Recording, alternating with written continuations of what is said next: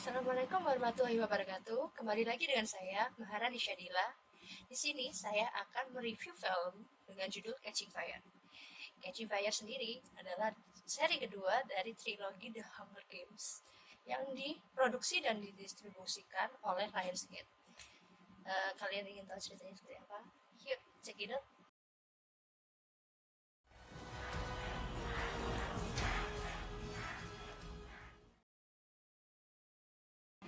Film ini merupakan sequel dari film The Hunger Games yang diproduksi pada tahun 2012.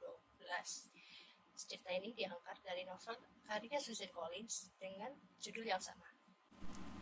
Cerita ini diawali dengan kepulangan Katniss Evita yang diperankan oleh Jennifer Lawrence dan Josh Hutcherson kembali ke Distrik 12 setelah kemenangan mereka di The Hunger Games yang ke-74. Namun, kebahagiaan mereka tidak bertahan lama karena Presiden Snow yang takut akan adanya bibit-bibit pemberontakan mengirim mereka lagi ke dalam Hunger Games yang ke-75. Pada film kedua ini, beberapa aspek mulai lebih berkembang daripada film pertamanya, seperti jalur cerita.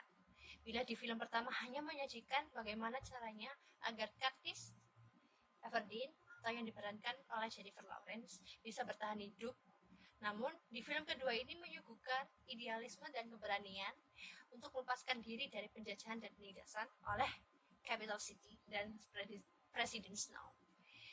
Dan salah satu yang membuat saya suka dengan film ini adalah penataan cahayanya. Penataan cahayanya di dalam suasana atau dalam scan-nya itu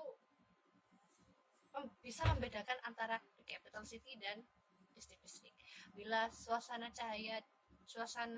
dan cahayanya yang ada di Capital City bernuansakan cerah dan gemerlap, namun jikalau di distrik-distrik dan di area pertarungan digambarkan dengan kesan yang lebih gelap dan lebih dark, dan juga kesan tragedinya lebih terasa.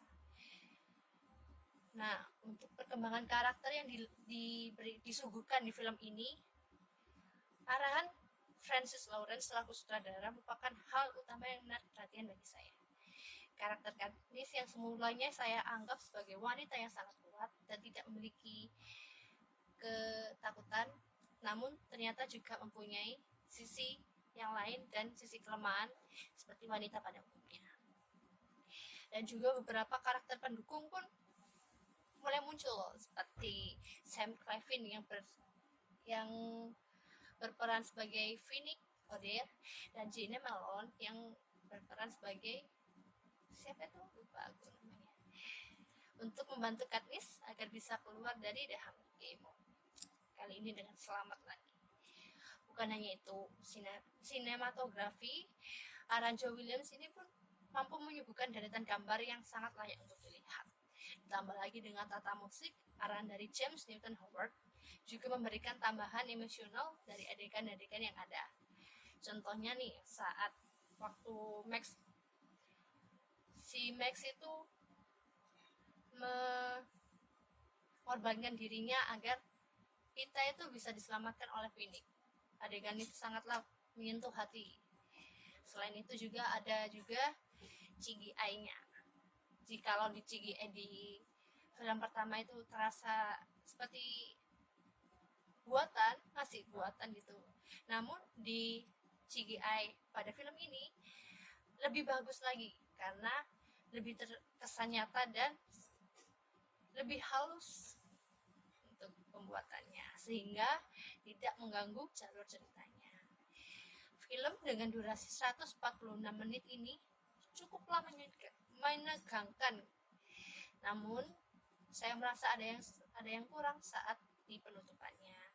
Meskipun adegan penutup milik Katniss itu memiliki makna yang luas, namun saya kurang nyaman karena seperti digantung gitu loh.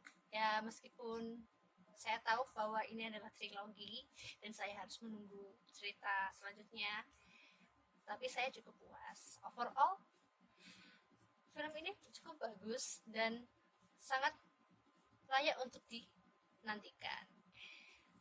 Iringan dari soundtracknya pun juga sangat bagus karena berasal dari salah satu band terkenal dan juga merupakan band yang saya sukai, yaitu dari Coldplay dengan judul Atlas. Membuat saya tak sabar untuk menantikan judul film selanjutnya, yaitu The Mockingjay. Nah, sekian review dari saya. Semoga kalian suka. Jangan lupa untuk pencet tombol like dan subscribe ya. Nah, see you. Terima kasih. Bye-bye.